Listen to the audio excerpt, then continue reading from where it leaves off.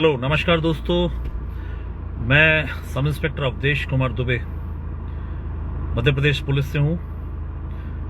Social media पर रहने वाले मेरे सारे फ्रेंड्स तो शायद मुझे जानते ही हैं। आज मेरे दिल में बहुत कुछ था, तो आज मैं पहली बार लाइव आया हूँ। मुझे पता भी नहीं लाइव कैसे आते हैं। एक बार और इसके पहले मैंने असफल प्रयास किया था कुछ मिनट का, और उसके बाद फिर काट दिया था।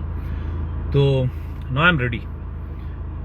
दिल में बहुत कुछ है, सोशल मीडिया प्लेटफॉर्म पर दुनिया के सामने शेयर करना चाहता हूं। हमारे देश और प्रदेश की जनता, जहां तक भी मेरा संदेश पहुंच जाए, वहां तक अपने दिल की बात कहना चाहता हूं। मेरे वीडियो बनाने का ये मतलब कतई नहीं है कि मैं वायरल हो जाऊं या मेरा वीडियो कोई वायरल हो जाए।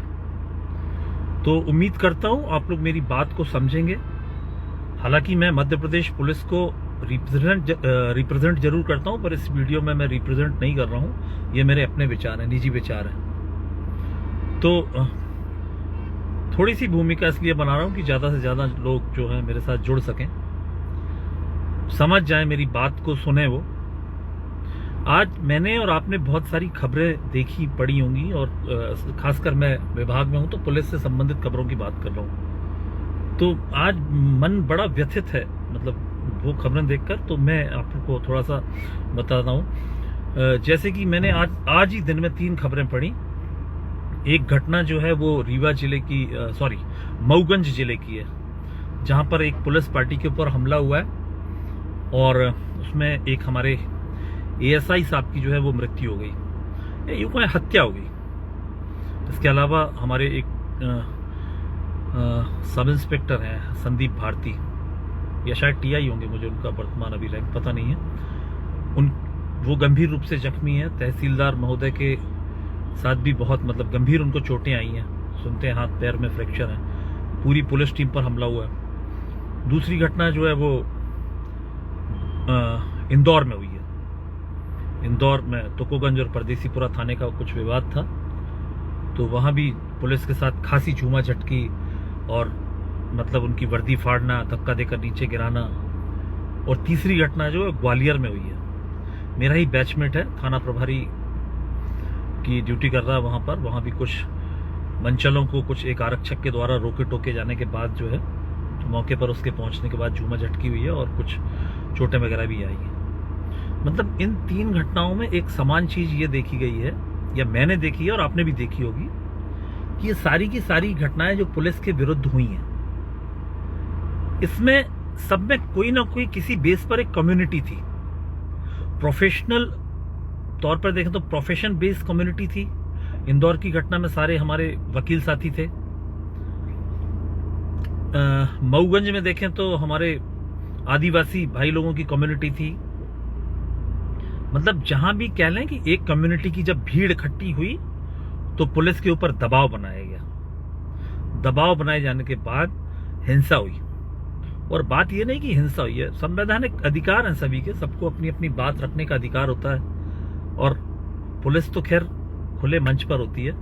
तो पुलिस के साथ माहौल में अराजकता पैदा करना, और मैं क्या ही बोलूं, कि एक हमारे एएसआई साहब की हत्या कर दी गई, तहसीलदार साहब, टीआई साहब गंभीर रूप से घायल, और भी कई पुलिस कर्मियों को चोटें। ये बात ये नहीं है कि ये घटना, कई लोग बोलते हैं कि एक सामान्य आदमी के साथ होती तो क्या थी।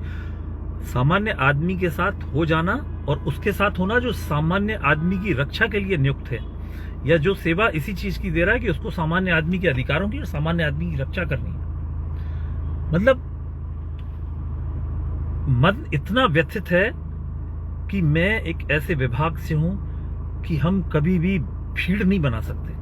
वरना जैसे आपका ऑर्गेनाइजेशन है, जैसे आपने बोला कि फलाना एकता जिंदाबाद, फलाना वो जिंदाबाद, हम नहीं कह सकते कभी कि हमारी कोई ऑर्गेनाइजेशन नहीं है। तो मेरा आप लोगों से यही कहना है कि क्या हम ऐसे ही शिकार होते रहेंगे मध्य प्रदेश पुलिस। और ये बात कहने के लिए मैं क्यों आया हूं, मैं हालांकि मुझे मेरी सैलरी मिल रही है, पर महीने के अंत में 59,880 रुपए के लिए मैं सिर्फ कुछ ना बोलूं यहाँ की, मैं क्यों बोलूं, मेरे साथ तो क्या ही हुआ है। और मुझे कोई दिक्कत भी नहीं है, मैं छतरपुर जिले में पोस्टेड हूं, तो इन सब चीजों से मेरे ऊपर कोई भी प्रत्यक्ष अप्रत्यक्ष किसी तरह का कोई प्रभाव नहीं पड़ा है। लेकिन मैं आपको बता दूं कि इसके पहले मेरी पुलिस विभाग की सेवा काल जो है वो मतलब 8 वर्ष का ही सेवा काल है अभी। इसके पहले मैं सेना में रहा हूँ 18 साल, 18.5 साल मैंने सेना में सेवा दी है। तो है मुझ में इतना जज्बा कि मैं किसी भी मंच पर खड़ा होकर अपनी बात कह सकता हूँ। इसका क्या प्रभाव पड़ता है मेरी सेवा पर, प्रतिकूल प्रभाव पड़ता है, अनुकूल तो खैर क्या ही पड़ेगा, मुझे इस चीज की चिंता नहीं है। लेकिन जो दिल में है वो बोलूंगा कि क्यों पुलिस विभाग ऐसी भीड़ तंत्र का शिकार हो रहा है। आप बताइए, मैं आपको इंदौर की घटना के बारे में ब्रीफ कर रहा हूं, जिसको ना भी पता हो तो मैं आपको बताता हूं कि मतलब एक आपने वीडियो देखा होगा, आप देख लीजिए वीडियो, सोशल मीडिया पर वायरल वीडियो है। एक कोई व्यक्ति है, वो स्कूटी पर जा रहा है, सामने खड़े हुए 3 लोग हैं, उनसे उसका कुछ वाद विवाद होता है, कुछ बात होती है, वो तीनों लोग आकर जो है उसके ऊपर झपट पड़ते हैं और मारपीट करने लगते हैं। इतने में पता नहीं कहां से एक आरक्षक आता है, तो वो सीधा आकर उन तीनों के ऊपर आक्रामक हो जाता है और डंडे से मारकर उनको अलग करता है। अब संवैधानिक अधिकारों के तहत देखा जाए तो आप कह सकते हैं हाँ ये तो बहुत गलत हुआ है, उसने डंडा क्यों मारा बिना बात किए। लेकिन जब 3 लोग किसी असहाय व्यक्ति को मार रहे हैं और वो व्यक्ति आप होते, आपका कोई परिजन होता, तो आपको ये कृत्य बहुत अच्छा लग रहा होता। लेकिन चूंकि आप उन आक्रमण करने वाले 3 लोगों की तरफ से हैं, तो आप फिर अब वो संविधान वाली बातें आ जाएगी। तो पुलिस किस लिए बनी हुई है? हमारे माननीय पूर्व मुख्यमंत्री जी ने कहा था कि दुष्टों के लिए काल बने रहो और सम्मानीय नागरिकों के लिए जो है आप बिल्कुल नर्म बने रहे। तो हमें तो यही अच्छा लगता है कि मतलब, और करना भी हमें, हमारे ख्याल से तो ऐसे ही होना चाहिए कि दुष्टों के लिए हम काल बने। और काल बनने के लिए हाथ में कुछ ना कुछ तो होना चाहिए। उनके हाथ में तो सिर्फ डंडा था। तो मैं आपको बताऊं कि पुलिस में एक ऐसी व्यवस्था है कि कुछ पेट्रोलिंग करते हैं हमारे पुलिस के जवान, उनको एक गाड़ी दी हुई होती है, तो वो 2 व्हीलर हो या जो भी हो, तो उसका नाम हमने रखा हुआ, उन आरक्षकों को हम बाज नाम से जानते हैं या चीता नाम से जानते हैं। उनकी जो मोटरसाइकिल होती है उस पर बाज और चीता लिखा होता है। तो क्यों लिखा होता है? कि दुष्टों के ऊपर जाके झपट पड़े और असहाय और निर्दोष व्यक्तियों को बचाने के लिए अपने पंजों का इस्तेमाल करें। लेकिन आज पहली बार हमें जो है दिल से महसूस हो रहा है कि हमारे पंजे नोच लिए गए, मतलब निकाल दिए गए पंजे। मतलब मुझे इतना दुख हो रहा है। ठीक है, हर चीज संवैधानिक दायरे में हुई है। उनके ऊपर FIR दर्ज करा दी गई है, सॉरी उनको सस्पेंड कर दिया गया। FIR नहीं दर्ज हुई, वो भी हो जाएगी तो कोई बड़ी बात नहीं है। मतलब वो हमारे वकील साहिबानों के ऊपर हाथ उठाया उन्होंने, और उन वकील साहिबानों के ऊपर हाथ उठाया जिनकी छोटी मोटी हिस्ट्री शीट है, थोड़ा सा एक क्राइम रिकॉर्ड है, 2 4 6 अपराध हैं, देखा जा सकता है। उनके थोड़े बहुत अपराध हैं, उनमें मारपीट के कुछ वही 5 6 अपराध हैं, और उनके बेटे और भतीजों के विरुद्ध भी कुछ अपराध दर्ज हैं। उसकी भी सोशल मीडिया पर अच्छा खासा वायरल है, बताने की क्या जरूरत है, देखा जा सकता है। उनके विरुद्ध उन्होंने जो एक्शन लिया, तो ठीक है वो सस्पेंड हो गए। कल को ऐसा ही कोई काम होगा तो मैं आज सोशल मीडिया प्लेटफॉर्म पे हूँ, बता दूं मैं भी वही करूंगा जो उन आरक्षकों ने किया था। सस्पेंड होना भी मंजूर है। और मैं उन आरक्षकों से कहना चाहता हूं कि मेरे जैसा हर शासकीय सेवक उनके साथ है। वो बेदाग बरी होंगे, जांच होगी, इस चीज से बेदाग बरी होंगे, हमें इस चीज का पूरा विश्वास है। और नहीं भी होते हैं तो उनका जमीर जिंदा रहना चाहिए। और आप कल्पना कीजिए कि अगर वो आरक्षक देखते हुए भी कुछ ना करते तो आज वो सस्पेंड नहीं होते, उनका जमीर लेकिन खा जाता उनको। मतलब मुझे तो मतलब इस कभी कभी ऐसा दिल करने लगा, टीस उठने लगी है दिल में कि मतलब मैं पहले सेना में था और मैं यहाँ आ गया मतलब क्या बोलूं मैं, हाथ मतलब तीर भी चलाने और परिंदे भी बचाने, तो ऐसे कैसे तीर चला रहा हूं मैं, मतलब क्या तीर चलाऊं, कैसे शस्त्र दिए हैं हमको। शीर्ष नेतृत्व हमारा माननीय मुख्यमंत्री जी से करबद्ध निवेदन करता हूं कि मुख्यमंत्री जी, आदरणीय मुख्यमंत्री जी, कृपया करके हमारी ओर देखिए। हालांकि मैं इस चेन में बहुत छोटे से ओहदे पर हूं, पर फिर भी मैं निवेदन करता हूं मेरे जैसे हजारों शासकीय सेवक और खासकर पुलिसकर्मियों की तरफ से कि कृपया हमारी ओर देखिए, हमारा दम्भ जिंदा रहने दीजिए। लोगों को बहुत अच्छा लगता है जब हम अपराधियों का जुलूस निकाल देते हैं, लेकिन दुर्भाग्य से जब ऐसा ही कोई अपराधी किसी कम्युनिटी विशेष से होता है तो हमारे विरोध में चक्के जाम, सड़कें जाम, अराजकता, लोगों को बंदी बनाना। इंदौर की जनता बेहतर जानती होगी कि इंदौर की जनता के साथ क्या हुआ होगा और क्या मतलब उसका जो आज नियति, जो उसका आज रिजल्ट देखा हमने कि वो सस्पेंड हो गए, तो समझ से परे है मतलब। और मतलब आपको मैं बता दूं, आप एक बार सोचिए कि हमारे बल की कितनी कमी है, हम कैसे मैनेज कर रहे हैं। आज हम मतलब होंगे कोई कारण जिनकी वजह से भर्ती नहीं हो पा रही है, शासन का वो है, मैं नहीं जानता हूं क्यों भर्ती नहीं हो पा रही है कोई। पर आज मैं अगर मेरे समानांतर पद के जो पद रिक्त हैं समानांतर रैंक के, तो उस कार्य को मुझे ही करना है, तो वो ओवरलोड मेरे ऊपर ही पड़ रहा है, वो बर्डन मेरे ऊपर पड़ रहा है। ये अगर आप मान लीजिए कि मेरे थाने पर 4 सब इंस्पेक्टर्स की आवश्यकता है या उनकी स्वीकृति है उस बल की, तो वहां पर मेरे जैसा एक सब इंस्पेक्टर अगर पदस्थ है तो वो कार्य भी मुझे ही करना है। ऐसा तो नहीं है कि वो कार्य नहीं होगा। तमाम कार्य क्या गिनाऊं मैं पुलिस के, मतलब हर काम हमको करना ही है, कोई काम में कमी नहीं है। इतनी गालियां देते हैं लोग, पुलिस का कोई वीडियो वायरल हो जाता है तो हम कमेंट सेक्शन में जाकर पढ़ते हैं, आज मजा आया, आज बहुत अच्छा हुआ, आज तो वाह भाई मजा आ गया यार, ये जो इनने पुलिस वालों ने मार खाई है, आज इनका पता चला, चोर उचक्के रिश्वतखोर ना जाने क्या क्या। वो ऐसे लोग जो ये कमेंट करते हैं, उन लोगों से भी मेरा एक ही कहना है कि भाई साहब, जब भी आपके घर में चोरी हो जाए, कोई गुंडा मवाली आपको कभी चोट पहुंचा दे, आप किसी ऐसे अराजक तत्व के शिकार हो जाएं, तो मत जाइएगा थाने, क्योंकि आपने तो हमें जिस मतलब उससे सुशोभित किया है, जिन संज्ञाओं से और जिन नामों से, तो फिर आपका जाना बनता भी नहीं है। चलेगा क्या आपका काम? नहीं चलेगा। आज से 10 साल पहले, करीब 11 साल पहले, साउथ इंडिया में किसी एक नेता ने बोला था, तथाकथित नेता ने बोला था कि 15 मिनट के लिए पुलिस हटा लीजिए फिर देखिए। तो मतलब मैं उसके भाषण की तरफ नहीं जा रहा हूं ना, उसके भाषण में कुछ ऐसा था, लेकिन एक बार सोचिए आप कि उसने भी ये कहा था कि 15 मिनट के लिए पुलिस को हटा लीजिए। तो भय है पुलिस का आज भी, किसमें? सामान्य व्यक्तियों में नहीं है, अराजक तत्वों में, असामाजिक तत्वों में, चोर गुंडे मवालियों में आज भी पुलिस का भय है कि लोगों को ये कहना पड़ता है ऐसे लोगों को कि 15 मिनट के लिए पुलिस को हटा लीजिए। आप कल्पना कीजिए कि अगर कोई पुलिस की ऐसी यूनियन होती या पुलिस हड़ताल आदि से काम बंद कर देती या ऐसा कुछ होता, तो मतलब आप कल्पना कीजिए कि कैसे सामान्य जीवन चलता। मैं ये बताकर आपकी हमदर्दी कतई नहीं बटोरना चाहता हूं कि हम संडे को काम करते हैं, हम त्योहारों के दिन काम करते हैं, हम ये करते हैं। हम यहां पर we are here by choice, not by luck. तो हम अपनी पसंद से यहां पर आए हैं, तो हमें ये सब करना ही है, ये हम आप पर एहसान नहीं कर रहे हैं।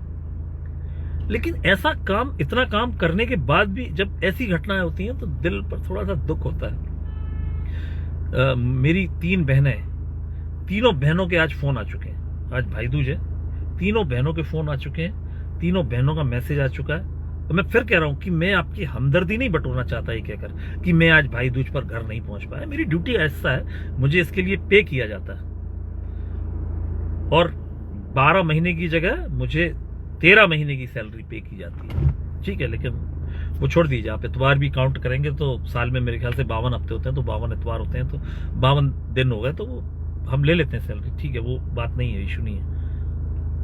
पर आप एक बार सोचिए कि आपकी सुरक्षा में लगा हुआ बल, मतलब उसके साथ आप कैसा व्यवहार कर रहे हैं। आप हत्या कर दी आपने एक पुलिसकर्मी की, मतलब एक समाज विशेष के लोगों ने, मतलब रीवा में, मतलब क्या कहना क्या था कि एक जो उनका एक आदमी है वो वाहन दुर्घटना में मरा था, नहीं उसको तो मारा गया है, और आपने जो है जिसके ऊपर आपको शंका थी आपने उसको बंदी बना लिया, और जब उसको छुड़ाने गए तो आपने एक टीआई के हाथ पैर मतलब गंभीर रूप से जख्मी कर दिया, तहसीलदार साहब को मतलब गंभीर रूप से एक एसएफ के जवान की हत्या कर दी। मतलब कहीं है नाम उनका, है कहीं नहीं है नाम उनका। कैसे विभाग में काम कर रहा हूं मैं, मेरे को तो कभी कभी ही उठने लगती है यार। मैं मतलब अब तो बस भी नहीं चलता कि मतलब कभी कभी दिल होता है कि छोड़ दूं।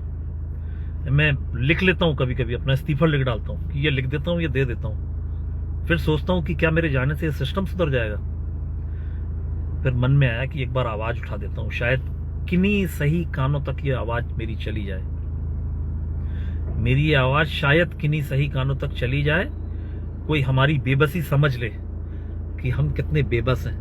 हमें जो नाम दिए गए हैं, हमारे स्क्वाड्स को चीता, बाज, इनके नाखूनों को नोच दिया गया, इनकी शक्ति छीन ली गई है। मेरा मैसेज देखने वाले जो भी ऐसे लोग जिनके हाथ में कुछ पावर है, जो मुझसे बहुत बड़े बड़े ओहदों पर बैठे हैं, मैं उनसे जो है वो करबद्ध निवेदन करता हूं कि सर कृपया हमारी स्थिति को देखिए, हमें समझिए, हमारे स्वाभिमान को जिंदा रहने दीजिए।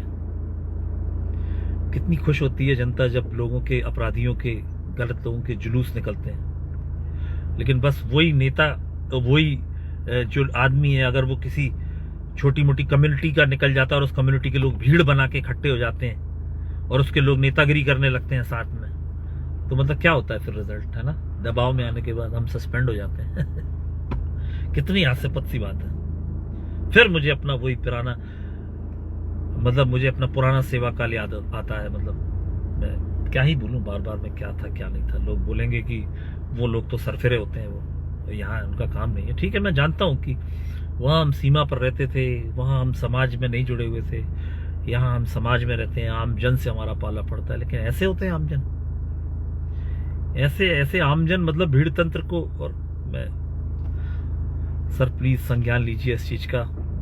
जो भी मेरे बैठे हुए ऊपर सक्षम अधिकारी हैं, हमारे माननीय मुख्यमंत्री जी हैं, गृह मंत्री भी हैं वो, सर प्लीज संज्ञान लीजिए हमारा।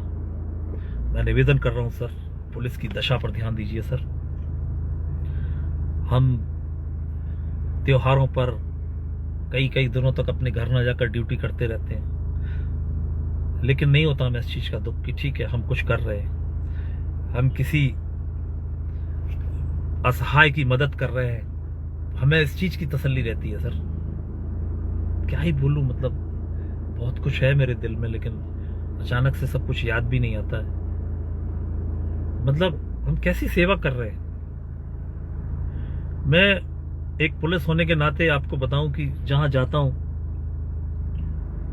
मैं कोशिश यही करता हूं कि किसी गरीब की मेरे से मदद ही हो जाए। मतलब अगर कोई रोड पे भी चला जा रहा है तो मैं उसको अपनी गाड़ी में बिठा लूं और उसको कहीं तक छोड़ दूं। तो है आपके दिल में, और कई लोगों से कहना चाहूंगा, आपके दिल में है पुलिस के प्रति नेगेटिव थॉट्स हैं, बुरी बातें हैं, पुलिस ऐसी होती है वैसी होती है। लेकिन एक बार सोचिएगा, ये आप बोलते हैं ना पुलिस रिश्वत लेती है, पैसा खाती है, ये करती है, बहुत दुष्ट, और जैसी जैसी आप गालियां देते हैं। एक बार सोचिए कि आपके साथ क्या क्या गुजरा है। सुनी सुनाई बातों में यकीन नहीं। फिर ये सोचिएगा कि अगर आपके साथ ऐसा गुजरा तो आपने क्या किया था, है ना? तो मेरे मन की बात, बहुत कुछ बातें हैं दिल में, समय बहुत लग जाएगा। मेरे साथ जुड़े हुए लोग हैं, मैं नहीं कहूंगा कि मेरी वीडियो को ज्यादा से ज्यादा शेयर करें, सब्सक्राइब करें, ये करें वो करें, लेकिन जो दिल में था वो मैंने बता दिया। मेरी टीस थी, निकल के बाहर आ गई। वो सिर्फ इसलिए आई है, ध्यान से सुनिएगा, कि मेरा स्वाभिमान जिंदा रहे। अपने ग्रुप्स में, छोटे मोटे पुलिस ग्रुप्स में लिख दूं कि हमको ऐसा करना चाहिए, हमको वैसा करना चाहिए। सब अपनी भड़ास वहीं निकालते हैं। मैंने अपनी भड़ास आज यहां निकाल दी। परिणाम जो भी होगा झेल लूंगा। सेना की तरफ से पेंशन मिल रही है मुझे। घर परिवार चल जाएगा मेरा, मुझे कोई ऐसी दिक्कत नहीं है। लेकिन जब तक रहूंगा अपनी आवाज ऐसी उठाता रहूंगा, बुलंद करता रहूंगा। मेरे तो वैसे भी ट्रांसफर्स मेरी नौकरी के बहुत जरूरत से ज्यादा है। एक छोटा सा वाकया बता देता हूं आपको। 2021 में अक्टूबर नवंबर महीने की बात थी। मैं सागर जिले की एक चौकी का प्रभारी हुआ करता था। एक नगर पालिका का एक कर्मचारी हुआ करता था। उसको वहां के कुछ लोकल लोगों, वो बेचारा अपना वो नल वल खोलने के लिए जाता था, उसको कुछ लोकल लोगों ने वहां के जो है ये बोलकर कि तू तंत्र मंत्र करता है या कुछ ऐसा करके उसको मार पिटाई की थी। वो थाने आया, चौकी आया, और मैं वहीं था। तो इतने में आरोपी भी पीछे से आ गए भीड़ बनाकर कि सर इसके विरुद्ध ये रिपोर्ट करो। ठीक है, मैंने उनको शांत किया, बैठाला। थोड़ी देर में मेरे देखते देखते जो है आरोपी पक्ष जो है, जो भीड़ बनाकर खड़े हुए थे, वो जो फरियादी बेचारा एक असहाय सा खड़ा हुआ था, कोई भाईजान थे वो, तो ये देखकर कि वो ऐसे, मतलब उनको बोले कि तेरी गर्दन काट देंगे यहीं पर, कोई कुछ नहीं कर पाएगा। तो वो मेरे अंदर का वो जो पुराना जो मेरा व्यवसाय था ना, वो मैं बताना नहीं चाहता बार बार, वो जाग उठा वो। तो मैंने 2 डंडे उठाए और एक ही मार पाया उसके पैर में।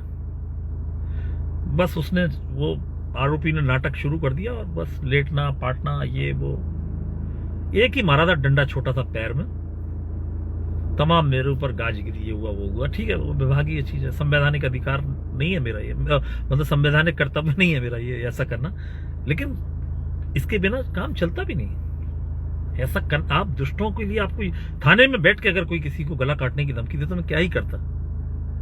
अभी कई लोग बोलेंगे यार तुम अपनी नौकरी खतरे में डाल रहे हो ये सब बोल बोल के। तो भैया अब नौकरी वोकरी का ज्यादा कोई टेंशन है नहीं है। अब नौकरी ऐसी करनी है स्वाभिमान जिंदा रहे। 12-13 साल बाकी है नौकरी, ऐसे ही करेंगे अब बढ़िया तरीके से। और ठीक है, यहां मेरे मन की बात खत्म है, तो आप लोगों से विदा लेता हूं। बहुत बहुत धन्यवाद। जय हिंद, नमस्कार। ये लाइव बंद कहां से होता है मुझे ये भी समझ नहीं आएगा, कहां से होता है देख लेता हूं जरा। पहली बार आया हूं आज लाइव पर ना।